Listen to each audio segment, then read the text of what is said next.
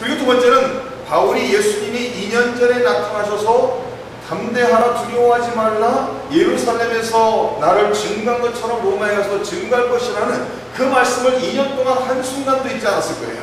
아마 바울이 생각하기에는 어쩌면은 내가 죄를 지은 것이 없으니까 곧 석방되어서 자유의 몸으로서 로마에 가게 될 것이라는 그런 기대감 속에 있었을 것입니다. 그러나 2년이라는 세월이 지났음에도 불구하고 석방되지 않고 자기의 상황이 더 나아지지 않는 것을 바라보면서 가이사에게 상소한다면 내가 로마로 갈 수밖에 없는 처지가 되지 않겠는가. 그렇다면 예수님께서 2년 전에 나타나셔서 나를 위로하시고 예언하신 그 말씀이 성취되지 않겠는가, 그런 생각을 했을 것입니다. 그리고 세 번째로는 가이사에게 상소함으로 로마에 가게 되면 로마에 가서 가이사를 만날 기회가 있을 것이고 가이사에게 복음을 증거할 기회가 주어질 것이라는 생각을 했을 것입니다. 왜냐하면 예수님께서 바울이 로마에 가게 된다라는 이유가 어디 있었죠? 로마에 가서 복음을 전하기 위해서, 예수님을 증거하기 위해서. 예수님께서 다메섹 도성에서 바울을 부르셨을 때 목적은 딱 한 가지예요. 이방인들에게 복음을 전하기 위해서, 어둠 속에 잡혀있는 사람들을 빛으로 인도하기 위해서 바울을 부르셨다고 말씀하셨거든요. 그러니까 바울이 가이사에게 상소함으로써 로마에 가서 이제는 복음 사역을 더 할 수 있을 것이라는 그런 기대감이 있었을 것입니다. 마지막으로 이 말씀 속에서 한 가지만 더 생각해 보시면 이겁니다. 만약에 제가 바울이라면, 바울이라면 제가 가이사랴 감옥에서 지금 2년이라는 세월이 지났습니다. 지금 감옥에 앉아서 예수님을 통해서 주어진 예언, 예수님을 통해서 주어진 비전, 그것은 로마에 가서도 예수님을 증거하게 될 것이다. 아마 감옥에 앉아있으면서 내가 지은 죄가 하나도 없으니까 나는 분명히 머지않아 무죄 판결을 받고 석방될 것이라고 생각했을 거예요. 그래서 내가 석방되면 곧바로 이곳을 떠나 로마에 가서 예수님께서 주신 그 비전을, 예수님께서 주신 그 사명을 계속 하겠다라고, 성취하겠다라고 그런 마음으로 지냈을 것입니다. 근데 2년이 지났어요. 2년이 지났는데도 아무 가능성조차 보이지 않는 그런 상황입니다. 그럼 인간적으로 생각할 때 충분히 좌절될 수가 있죠. 2년 동안, 2년이라는 세월을 감옥에서 썩고 있잖아요. 하나님의 일을 해야 되는데, 하나님이 예수 주신 사명을 감당해야 되는데 감당하기는커녕 감옥에서 풀려나지도 않고 있는 그런 상황이잖아요.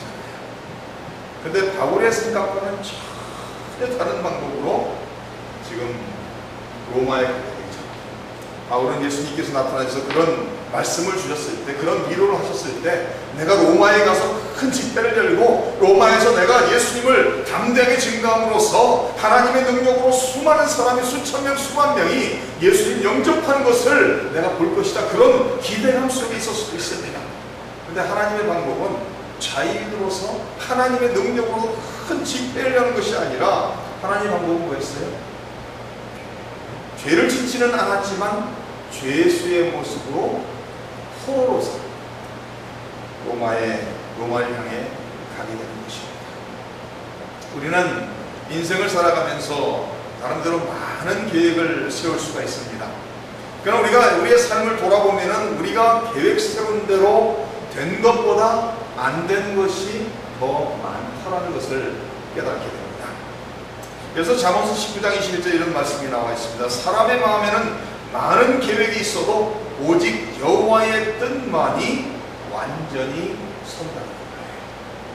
하나님께서는 바울을 지금 붙잡고 인도하고 계시는데 바울의 생각대로, 바울의 원하는 대로 인도하시는 것이 아니라 하나님의 뜻대로, 하나님이 원하시는 대로 바울을 인도하고 계신다는 거예요. 우리 성도님들의 삶도 바울과 같을 수 있겠죠. 성도님들 생각에는 내가 진짜 이런 일을 해서 이렇게 하나님의 영광에서 크게 뭘 해야 된다고 생각하는데, 그런 계획과 계획대로 되는 것보다는 안 되는 것이 더 많을 것입니다. 더 일이 잘 돼서 하나님의 영광에서 뭐 많이 하고 싶은데 오히려 일이 안 되고 힘들 때가 많은 것을 체험할 수가 있습니다. 그러나 하나님께서 바울을 붙잡으시고 하나님께서 바울을 하나님의 뜻대로 인도하고 계시는 것처럼 하나님께서 성도님들의 삶도 붙잡고 계시고 하나님의 뜻대로 인도하고 계시다는 것을 믿으셔야 된다는 말씀입니다.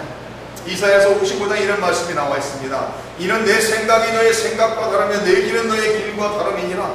여호와의 말씀이니라. 이는 하늘이 땅보다 높음같이 내 길은 너의 길보다 높으며 내 생각은 너의 생각보다 높음이니라. 이는 비와 능이 하늘로부터 내려서 그리로 되돌아가지 아니하고 땅을 적셔서 소출이 나게 하며 싹이 나게 하여 파종하는 자에게는 종자를 주며 먹는 자에게는 양식을 준 것 같이 내 입에서 나가는 말도 이와 같이 헛되이 내게로 되돌아오지 아니하고 나의 기뻐하는 뜻을 이루며 내가 보낸 일에 형통하니라. 하나님의 생각은 우리의 생각과 다르며 하나님의 길은 우리의 길과 다르다라고 말씀하고 있어요. 그러면서 하늘이 땅보다 높은 것 같이 하나님의 길이 우리의 길보다 높으며 하나님의 생각이 우리의 생각보다 높다라고 말씀하고 있습니다. 우리의 삶이 우리의 원하는 대로는 진행이 되지 않는다 할지라도 하나님이 붙잡고 하나님께서 인도하고 계시다는 것을 믿고 기도하면서 묵묵히 따라갈 수 있는 믿음의 사람들이 되어야 된다는 말씀입니다. 요셉이라는 인물이 있죠. 창세기에 나오고 있는 요셉이라는 인물을 생각하면은 어쩌면 구약 성경에서 가장 예수님과 흡사한 인물을 말할 때 요셉을 말합니다. 요셉이 어린 나이에 형들한테 배신을 받고 형들한테 미움을 받고 팔리죠. 그래서 노예로 팔려가서 보디바집에서 충성함으로써 모든 것을 보디바한테 맡깁니다. 그런데 보디바의 아내로 인해서 또 결국은 감옥 생활을 하게 됩니다. 감옥에 들어가서 그 정치하던 사람들의 꿈을 다 해석해 줌으로써 이제 나는 곧 풀려날 거라고 생각하는데 풀려나진 않죠. 요셉의 삶을 보면은 이 산을 넘어 산이에요. 끊임없이 어려움에서 어려움으로 연결되는 것을 볼 수가 있습니다. 그리고 요셉이 10여 년 만에 애굽의 총리가 되죠. 요셉이 한 15대 자기가 바로 왕의 총리가 될 것이라는 상상도 할 수 없었어요. 근데 10여 년 동안 감옥 생활을 통해서 어려움을 통해서 요셉은 하나님이 쓰시기에 합당한 사람으로 만들어졌다는 거예요. 요셉이 형제들을 만나게 되니 형제들이 애굽에 식량을 사러 오고 결국은 요셉이라는 것을 알게 됩니다. 창세기 45장에 이렇게 나와 있습니다. 당신이 나를 이곳에 팔았다고 해서 근심하지 마소서, 한탄하지 마소서. 하나님이 생명을 구원하시려고 나를 당신들보다 먼저 보내셨나이다. 이 땅에 2년 동안 흉년이 들었으나 아직 5년은 밭갈이도 못하고 추수도 못할지라 하나님이 큰 구원으로 당신들의 생명을 보존하고 당신들의 후손을 세상에 두시려고 나를 당신들보다 먼저 보내셨다니. 그런즉 나를 이리로 보낸 이는 당신들이 아니요 하나님이시라.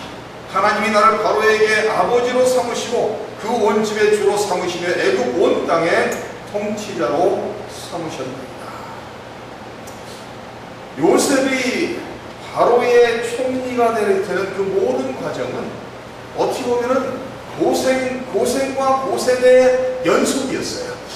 근데 요셉이 그 모든 과정을 겪은 후에 깨달은 게 뭐예요? 형들은 미워서 충분히 형들에게 복수할 수 있는 상황임에도 불구하고 요셉의 고백은 뭐죠? 하나님이 하신 거예요. 지금 자기가 총리로서 이곳에 있는 것도 하나님이 하신 것이고 자기가 지금 이 자리에 10여 년을 걸쳐서 오게 된 것도 하나님께서 하나님의 백성을 살리기 위해서 이 자리에 섰다라고 고백을 하고 있습니다. 어쩌면 인생을 살아가면서 바울의 사례를 받아갈 수 있고 어려움이 많은 것을 알게 됩니다. 한 발짝씩만 디디고 열심히 꾸준히 가시기 바랍니다.